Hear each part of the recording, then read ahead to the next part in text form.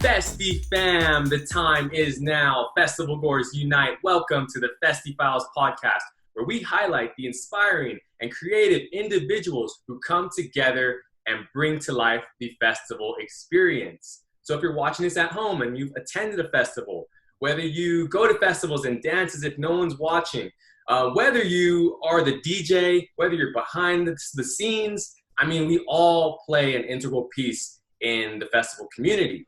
My name is Desmond Beristain, CEO of Festiie, the Festival Smart Band. And today is an awesome day. I just want to let everyone know how awesome this person is. We actually attempted to do this podcast a few days ago. We had some technical difficulties, and she said, no problem, I would gladly do it again. So I'm super duper grateful. And honestly, this is peace, love, unity, and respect. Like, I love that you don't just have that at the festival. You take that and you live by it, and we should all learn from you. So you're super inspiring. This traveling festival goer, she's an extraordinary artist. You may have seen her on Instagram doing, she's making moves that I didn't even know the body could spin like that, move like that, turn like that. But you know what? She's not only doing it, she teaches you how to do it. So she's a shuffling instructor, yoga instructor. She's a mindset coach, because it always starts in the mind, then the body follows, and the universe. She's also the host of her own podcast, Beyond the Shuffle podcast. Please, ladies and gentlemen, welcome Erika G, aka Erika Gutierrez. Welcome to the Festiie Files podcast. Thank you so much for having me. It's an honor to be back. Honestly, just hearing your amazing intro all over again, I'm so excited for a conversation and to talk to all the festival goers out there today. Yeah, thanks. Like I said, thanks for joining us again. Your story is great, and I'm stoked to really get back into it and learn it and share it with the world. So let's talk about that. Number one, how are you during these times? Because, festival season is postponed right now. Yeah. So I really liked what you mentioned about like taking the peace, love, unity, respect to wherever. Right now, these times, I've actually been just really applying that the most I can here in my house and just doing the best that I can stay at peace, with the current situations that are going on, and just continuing to dance, continuing to teach, setting up some classes right now, and just trying to make the best out of my time. Love it. I love it. Circumstances. Yeah, that's what we really all should be doing. Let's try to make the most out of it. Take this time individually to self-reflect, right? To see, okay, how am I feeling about this? And it's okay to feel however you feel. Just, it starts by building that relationship with yourself, asking those questions that maybe you might not be able to ask because of the daily grind. Next comes to, okay, what do I love? What are some things that I can still do during this time?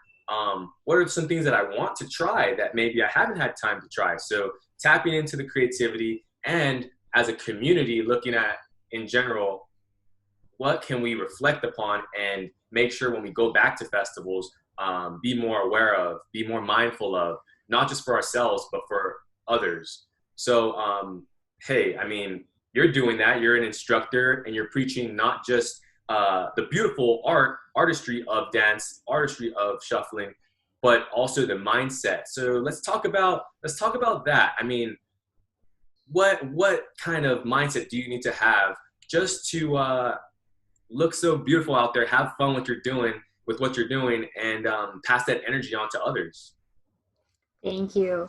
Shuffling has definitely been a big gateway for me to discover like what else is possible in my own like physical sense, and just like connecting with other people. And so the mindset, I feel like, is something so beautiful in the festival community, but more specifically in the shuffle community, where we all kind of just push each other to grow and to continue learning from each other and continue teaching what we know.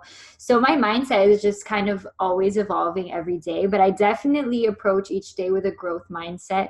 So knowing that, I have practiced so much, and even after 2 years of practice, it's always a new opportunity to learn and to continue challenging ourselves and coming out of our comfort zone. So definitely the mindset is something that just continues to get get exercised every day, and like looking at whatever activities we're doing. So as you mentioned, trying something new or working on something new, learning, just being patient with it, and just understanding that each time it feels uncomfortable and you're showing up, you can only continue to grow from there. So really just being patient, determined, and setting your mind to it. If you want to learn how to shuffle, go through the grind, go through the sweat. It's not easy, but it's worth it. And that's just the mindset that I approach towards basically everything that I do, from the yoga to the shuffling and just to everyday actions.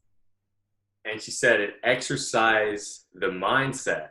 So like, of course, when you're dancing, you're exercising your body, but going into it each day or each session and understanding that I probably will get challenged, I will get tested, I should embrace that, accept it, and know that it's an integral piece. It's part of the process. You also said 2 years, so you've only been shuffling for 2 years, or what? Let's get to that story. How did that come about? Yeah, so I started off in the EDM just as a festival goer, like back in 2012. I was like 13 at the time, and I had danced my whole life. I've had experience with like ballet and lyrical, but it was kind of something that my parents put me in, and I was little and I loved it. But as I grew up, it looked more as of a chore of I had to dance, I have to go to practice, and like I just kind of lost passion for dancing. But EDM music, I've always had that passion. So I went to Ultra 2012 and continued till like 2018. And it wasn't actually till 2016 I went to festivals, and I had never shuffled. But I took a break, so like 2 years from shuffling, from going to festivals. And I found on Instagram shuffling, and that's when I kind of saw the EDM, and I was like, why did I lose this part of myself? I had told myself that I was no longer going to go to festivals because I didn't want to party, and I wanted to like I was in college, my profession was like my priority. But it was the mindset that I was looking at those festival years. I was just going for the wrong thing. So when I found shuffling, I was able to just connect with myself in ways that I had never imagined, and just dancing in places with people, and like continuing this like footwork that just is like mine. Sometimes I do things with my feet and I don't even know where they come from. It just like flows through me. But it's just been like from the day one that I told myself I wanted to learn how to shuffle, I just started watching videos, and I knew it was hard. I looked crazy. I got made fun of. I remember sharing it for the first time on Instagram. People were like, what are you doing? Like, that looks crazy. But just going through those uncomfortable moments and just knowing every little hard work pays off, especially those practices where they feel the most uncomfortable and they feel like you're not getting things done. Just being able to do that every day has been amazing. So shuffling continues to grow and grow me and just be a part of my life every day. So That's awesome. It's funny because you mentioned like posting videos and then people reacting a certain way, because it's like the Running Man, which is like a staple shuffling fundamental. Back in like, I guess back in the day, the Running Man was like this funny dance that people would like laugh at. It's like, oh, you're doing the Running Man, in like maybe a 90s or 80s party. But like now the Running Man has come back, and it's like the Running Man 2.0, and then there's different moves involved. And so maybe talk about that. Like some people don't post online because of that, and there's nothing wrong with that, but maybe talk about what you've had to face with posting the video, with it going live, with you receiving even criticism for what you're doing, even though, you would, when you post it, you're thinking that everyone would just appreciate it and love it for what it is.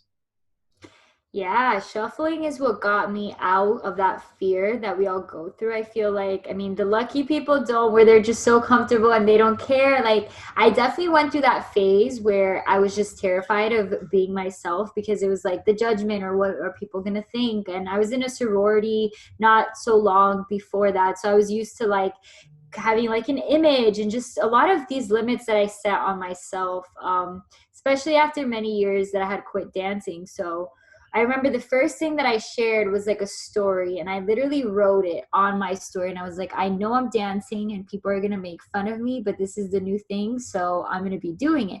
And that was a day that I addressed it head on, but I still had this like perfectionism that every time I got a shuffle video, like it had to be perfect, because if I posted it and it wasn't perfect, then everything wouldn't be right. And so every time that I just like showed up for myself in my shuffling in that way, and like did what was uncomfortable. So like if a video wasn't perfect and I finally shared it, and it's like we have all these limits on ourselves thinking that the outer world is going to judge us, but it's really ourselves. And the moment we can accept that and just say, you know what, if I shuffle every day, why am I afraid to post it? This is who I am. And so I also went through a phase where I was afraid of sharing it on my LinkedIn, where I also create content mostly on mindset. So LinkedIn was a professional platform. And that was the moment that I truly realized, like, who am I trying to be? Like, am I trying to be who I am for myself or for like the world? So why can I not post this on LinkedIn and on Instagram? So I remember sharing the shuffle video. It was Turn Me On, a collab I did with Oliver Heldens. And I had like a coach at the time, and I was about to delete it. And that was when I faced that judgmental voice in my head. I was posting it on LinkedIn. I shared it and it was up for like 10 minutes. And I started freaking out. And I was like, this is not for LinkedIn. I can't share this. I'm about to delete it. And my coach was like, I dare you to leave it up for 24 hours. I left it that video. It went viral. It ended up getting like 750,000 views on LinkedIn. And it was just like a huge reality check for me to be like, every limit that we set on ourselves is really on our own terms. So whether it's shuffling, whether it's wanting to start a blog, whether it's wanting to create videos, we always have that resistance. And it's usually our ego creating a story saying, you know, this is going to happen. But when we become aware and we push through it, that's when we become the best version of ourselves. And shuffling has taught me that, and just basically creating content and always facing that resistance but doing it anyways has just really allowed a lot of growth. Wow. You just mentioned it, like being able to break away from the status quo, being able to say, no, you know what, I am going to go for it. And it's not a one-time deal. You know, it's something that every single day probably still have to, that voice probably still does come in our head. It's just, how do we, you know, how do we hear it now? Is it like this loud voice? Do we say, hey, sorry, come back later, we're not accepting that right now, and just moving forward? So it's not like one day you do it and you never have to deal with it again. It always comes back, but it's learning how to cope with it and understand, like, oh, that voice actually isn't my voice. That's not my real thought. I'm in control of that, the other part, and how I react to hearing that voice. And I can always say, no, sorry, I'm not accepting that right now. I love that. And yeah. Then you mentioned it again, like being professional. What does that mean? Oh, that means I can't post my passion on LinkedIn because people are going to see it and say, well, yeah, you clearly work too hard in some other area, so you wouldn't be able to translate that to, you know, maybe a more corporate setting, you know, where it's the opposite, right? And you were actually embraced for that. And they're like, wow, you're able to kick butt doing what you're doing, you know, when you're not dancing, and then do it dancing. That's completion right there. So speaking of dance festivals, what you said, you took a break, right? So from your first festival, and then you took a break. Well, let's talk about that, the beginning. What did you love about festivals early on? And when you came back to festivals, what quickly sparked that? And did you feel, you know, how did it make you feel going back into festivals? When I first started festivals, I grew up in Miami, so it was really natural, the party scene and going to raves and going for the music. So it's initially drawn to the music, and to be able to go with my friends and just have this super fun experience. And it was mostly for the music and for the fun. I loved being around people. I loved just being close to the stage or like on someone's shoulders and like just connecting. It was just beautiful. But I also was going through a difficult time where I just wanted to escape also. So I would look at festivals kind of like, oh my gosh, yes, I can go here, I can escape. And I went through like this cycle where I was just always going to get drunk. And, you know, it was just, that's what it was, the purpose. And so when I moved to college, I said no more. That scene was not for me. It was toxic. I was getting influenced to drink all the time or to just stay out till 5 a.m. every day. And so I quit, but I also continued to party. I continued to do the things that had nothing to do with festivals because I myself was just doing the wrong things. And so when I started making small choices in my life, so like hanging around people who were better influences and just showing up for my health, when I found shuffling, I found like this new community of people who were just so accepting and so loving.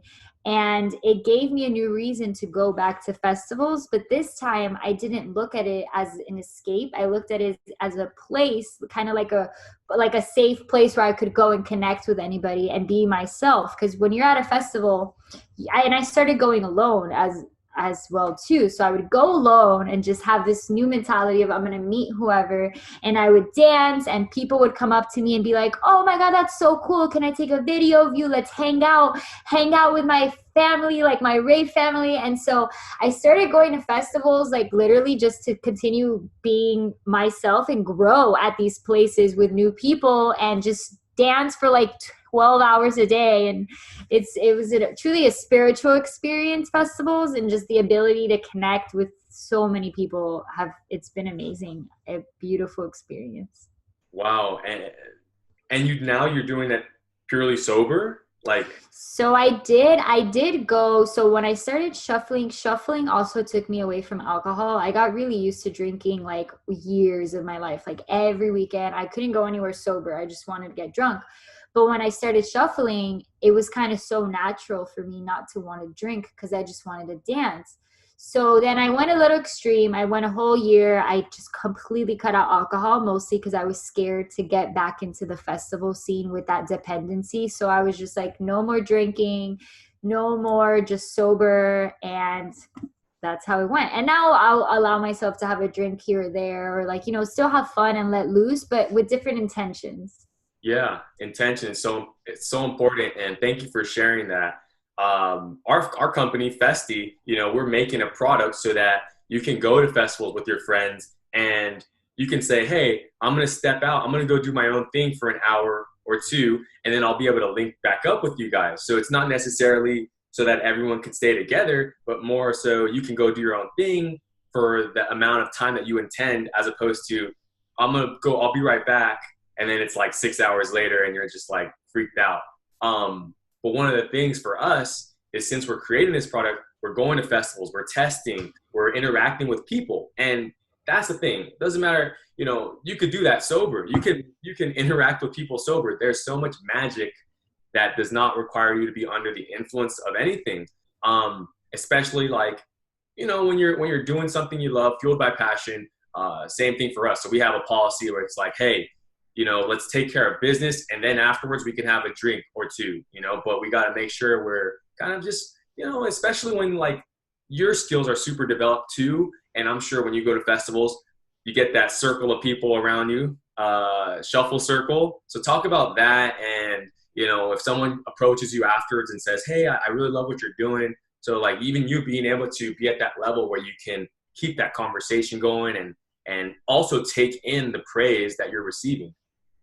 Yeah, I love that because when I started going to festivals again, I still had friends who didn't shuffle. So it was kind of like we would go, but I wanted to go to shuffle. And it was like we would always stay together, but one wanted to be in the crowd. I wanted to be away from the crowd. And so when I decided to go alone to EDC, or Imagine, I drove like 4 hours to Atlanta alone. And I knew shufflers that were going, and it was just so natural. It was Sterling, who's another shuffler who I had never met in person. But when we all met in person, it was just shuffle circle after shuffle circle, and we would just meet people and we would be in the circle. And then someone comes and they're like, oh my God, I saw you on Instagram. Or like I saw someone that I'm like, oh my God. And it's amazing because the shuffle circles, connecting back to what we said earlier about like the confidence of not caring about any more of like judgment, shuffle circles also broke that out, because that anxiety of like originally, even now to this day, I'm sure I still get it. It's been a while that I've seen a shuffle circle, but like, oh my God, I don't want to jump in because everyone's going to be looking at me. And like the moment you just do it, it's like nobody cares. Like it's just for fun and to connect. So I don't have to be like, I'm not the best shuffler. I mean, I try. And maybe there is no such thing as being the best. It's just expressing yourself.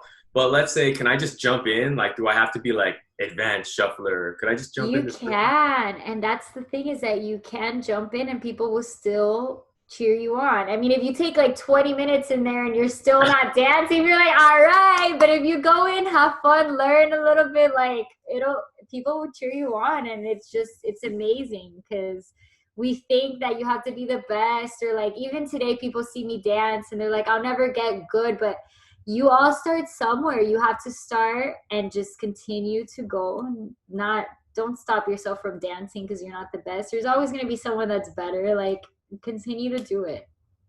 Exactly. And you made so much progress over the span of 2 years, which is, I mean, that's even hard to believe, but I take your word for it. I mean, sheesh, when I look at your videos, I'm like, really, in 2 years? So talk about that process. I mean, you must have, if not every day, every other day, been practicing. Yeah, so I started September 2018. Right now it's July, so almost 2 years. Wow. And it's definitely the commitment. I saw a vision. I didn't know where shuffling was going to take me. I was just starting my second to last year of college. So I was switching into applied math, which was my major. And so I knew that I needed something to let go and to have fun. I was spending a lot of time studying. So I would go to Instagram, and that was just my happy place of watching shuffling videos. And I knew it was something that made me feel good, because around that time, that fall of 2018, was when I really started my personal development journey, and like starting my blog and sharing my journey on Instagram. And just being able to show up, I would do like these 30-day shuffle challenges where I had to post every day. And like, it taught me for once in my life what it means to like stick to something and just commit to it. Because dance, when I grew up, I just never really committed. I was really good. I would go for hours and I wouldn't look forward to it. But shuffling, I started off 5 minutes a day. And I remember I couldn't even do a running man for 5 minutes. I was exhausted. It would be literally like 30 seconds and I couldn't, but I kept going, and I kept reminding myself, Erika, it sucks right now. I don't have like the skill, but if I keep showing up, and somehow I ended up like, it opened so many doors to connect with people. I mean, right now I'm here talking to you, and it just shows like when you have that vision and you just put effort into doing it every day, there's no way that it's not going to come. Like, it's going to come, because you can't go back. You can only continue to go forward. Exactly. And, here's another little analogy. If you look at a sculpture, you're like, wow, that's an amazing sculpture, right? So was it the last hit, the last chisel that made it the amazing sculpture? Or was it the third one or the fifth one? Or, every single part plays a piece in that sculpture. And so, yeah, how you mentioned it, you were just, I'm going to keep working at it. I'm going to keep working at it. Eventually, you look at it and you're like, oh, wow, there's a beautiful image, that's creating itself. I'm going to keep going. I'm going to keep going. And 2 years from now, we'll look back at this moment and look at also how far you've come compared to that. So that's kind of the beauty of it. And the other beauty is the giving back aspect. So let's talk about that. You said you're a shuffle instructor and a yoga instructor and a mindset coach. Give us some more information on that. We'd love to hear about that. Yeah, so it just came really naturally. I've always, since I was little, was a teacher. Like, I would teach my neighbors. I would invent stuff and be like, all right, here's your homework. Like, pay attention to me. I'm going to write on the board. Like, it's just always been natural that I want to share information. So I started a club in Tallahassee. This was a new semester. So 2019, a year had went by. And I was really connected on Instagram. Like I had, my people on Instagram, but in person, I didn't have shufflers. I would go to concerts. There wasn't shuffling. And so I told myself, all right, let's start a club. This was the time that I decided to really start something. And I started going to not festivals, shows in Tallahassee. And so I went one day to Green Velvet and I got a group of people, everybody that would see me and say, hey, I want to learn how to shuffle. I'm like, give me your number, give me your number. I would write shuffle class, Green Velvet. So I sent out a text the next day, hey, it was so nice meeting you. It was like 10 or 15 people, I don't remember. And I'm like, I'm teaching a shuffle class, come out. And so we had like 40 people at our first meetup. And every week I started teaching. And I just see how it transforms people. I see the resistance when people don't want to learn how to shuffle. And I see the resistance of like being uncomfortable in your own body or being uncomfortable with expressing yourself in person in front of other people. And this is all stuff that I've dealt with. So shuffling has allowed me to overcome a lot of that. So when I teach people, I know it's not only about the shuffling, I know it's a whole entire growth process. And so that's what I love about teaching it and connecting it with the mindset and knowing that, it's all together. The same like anxiety we feel when we're sharing videos it's just all a growing experience. So being able to teach is amazing. And I've taught kids, I've taught my dad who's like 70. So anyone can learn how to shuffle really. Yes. And you also mentioned basically, how we all have to, you've gone through it. You've experienced the same types of feelings. And even myself, I do coaching on the side and I'm able to speak about it and connect with people because, hey, I was in those exact same shoes and I thought X, Y, and Z. I felt this, I experienced this, even I've made mistakes. And, I want to tell you that it's okay. This is how you can make it forward, come forward. So part of being a great instructor is actually saying like, it comes from the heart, but it also comes from that experience. So let's talk about that. Let's talk about the mindset and mentality, because mental health is super important, especially now with everybody being at home. People are very depressed during these times, everything going on, so much happening at once while we're being kind of confined. Talk about that and how during these times, how have you been coping with it and how have you been inspiring or connecting and assisting some of your clients and friends kind of get through this together? Yeah, I love that because mental health is something we're not really taught to talk about growing up. And it goes with everything we talked about earlier, like the whole mindset. Mindset and mental health is very different, but one does kind of affect the other. And so these days, really, with all that's been going on, I've been turning back to my shuffling and I've been turning back to mental health practices that I've adapted from therapy. I started therapy. So how we talked about how when I had quit alcohol, I had gone a whole year of shuffling and doing a lot of the stuff that I did, but I still was feeling like really anxious and I wasn't understanding a lot of the things that I was experiencing. So that's when I decided to go to therapy and learn self-talk and learn what really self-love means and how we have to put practices into place to care about our mental health, from our sleeping, from our morning routine, from the way we talk to ourselves. And the exercise is such a huge component. And even today, during quarantine, there's days where like it'll be just so much more difficult that I don't want to dance. But even those days, when I do allow myself to finally play some music and dance, it just kind of clears my entire mind and just gives me a whole another like, whoa, okay, so let's get out of my head and do what still is good for me. Mm-hmm. So keeping a morning routine has been extremely helpful. So I do Ashtanga yoga every morning. Nice. And I don't check my phone first thing in the morning for like an hour. And I journal how I feel, what I'm grateful for, what my plans are for the day, and just always do that one thing that brings me happiness. So we usually don't want to do that when we're feeling down, but when we just go for it, it's just so much more like beneficial, and just being our best friend before anything else. Because if our cup isn't full, we can't really be there for others. So these days I've been making sure I have my routine going well. And then for other people, so like my shuffling one-on-one clients, we have a blast, and I can see how our mood changes from the beginning of the call to the end.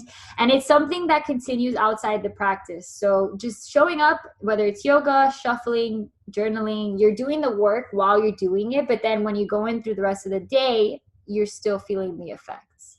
So just having those things that you can turn to.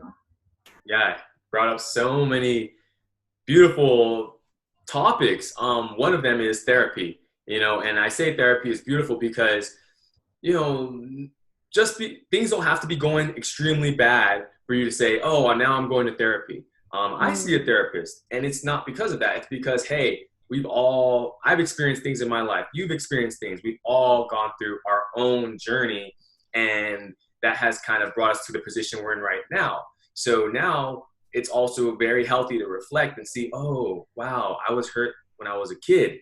And that is actually that there's still a wound there, and I'm recovering from that, or, different things. I think therapy is extremely healthy. I think everyone should go see a therapist because we all have feelings, we all have thoughts, we all have emotions, we all, go through things. So it's being able to connect. It doesn't make you less masculine if you're just checking out how you can, live a better life and tap into your ideal self.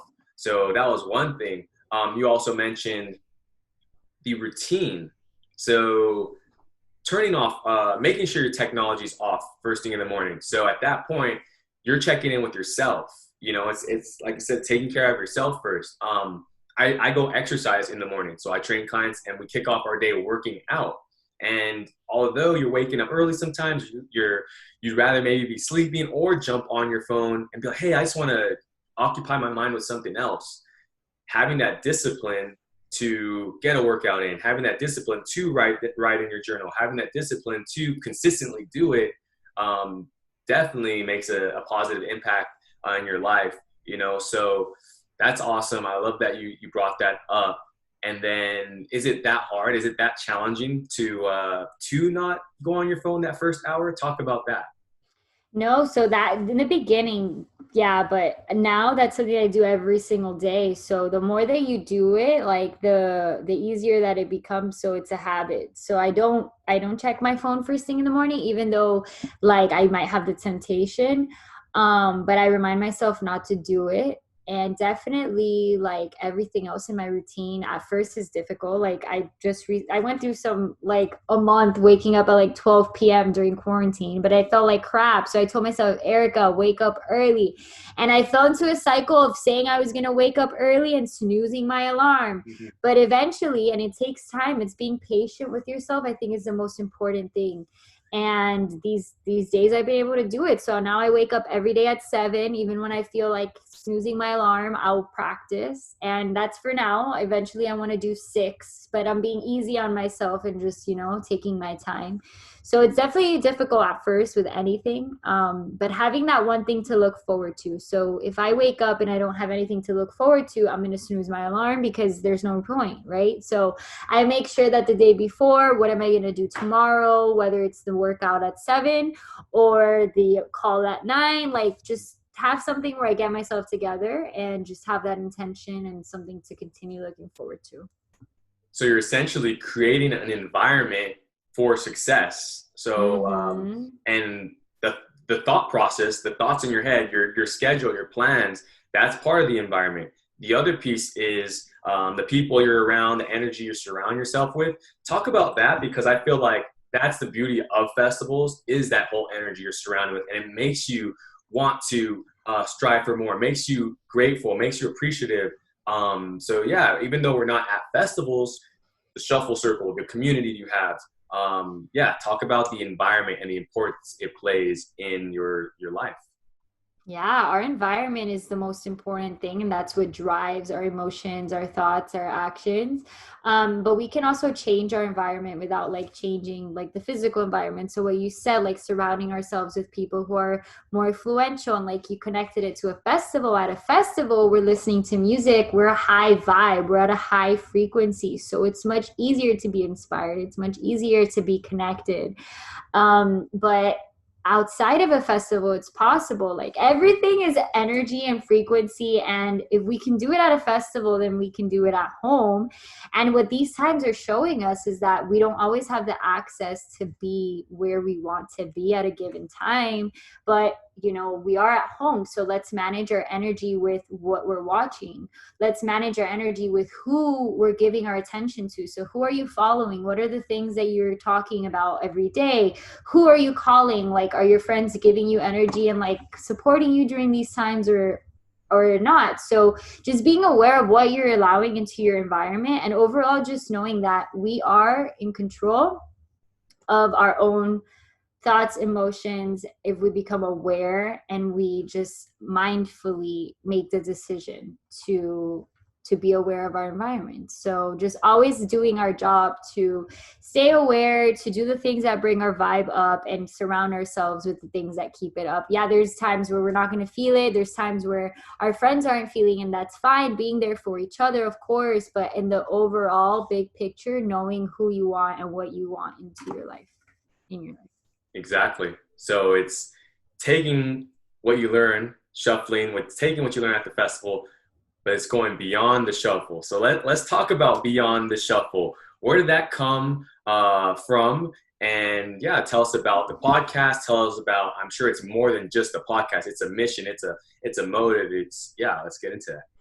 Yeah, so Beyond the Shuffle came about, it was like a download that I had, like, of information. I had wanted to I started a blog in 2018 called The Positive Focus, and it was going to be mindset and everything, but something was holding me back, because as I was doing the blogging, I was doing the shuffling. So I've noticed that shuffling has been a huge part of my life, but it's not just shuffling. Shuffling is what people see on the videos. It's what people see when I'm doing it, but it's the whole growth behind that has really made it what it is. It's the hours of work that you show up. It's the practices you put into place. It's your story, the reason you do what you do, your emotions. And it's like, beyond the shuffle is that there's so much more beyond what you see. So whether it's, for me, that I'm a shuffler, it's the shuffle, but if you can think about it, it's beyond like whatever you're doing. So beyond your titles and all the work that goes in behind the scenes. So not only am I sharing my stories, but I'm also bringing on other shufflers and creatives to share their stories and their behind the scenes. So Beyond the Shuffle is also behind the scenes. And then providing people, so listeners and people who want to shuffle that are in my network, the vehicle to do the same. So through my classes, you're getting the shuffling and you're listening to the podcast from the stories, and you're also knowing that there's so much more to what we're doing. It's always just, there's always a growing aspect to things. It's this energy. So when we get beyond it, we give ourselves the space to continue growing and just showing up and literally stepping or shuffling into our highest selves. Love it, love it, love it. So let's get into that. I'm at home right now. I'm staying at home. And I'm like, you know what? I've never shuffled. I want to do it. I want to try it. I want to explore myself. And it looks super cool. I see Erika. She's killing it. Her videos are off the chain. Well, what are 3 tips you have for me, for an up-and-coming, someone that wants to shuffle? Okay, so ask yourself why you want to do it.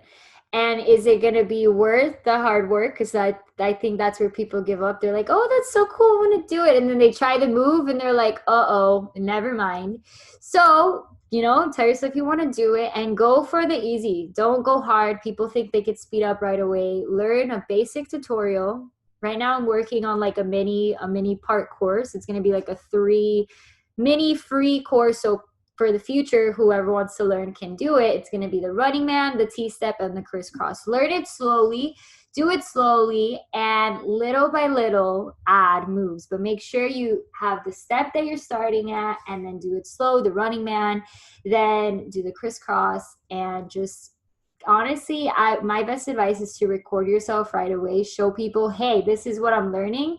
And once you put it out there and you commit yourself, you're gonna get into it, and just be easy on yourself. Don't be shy and accept the journey.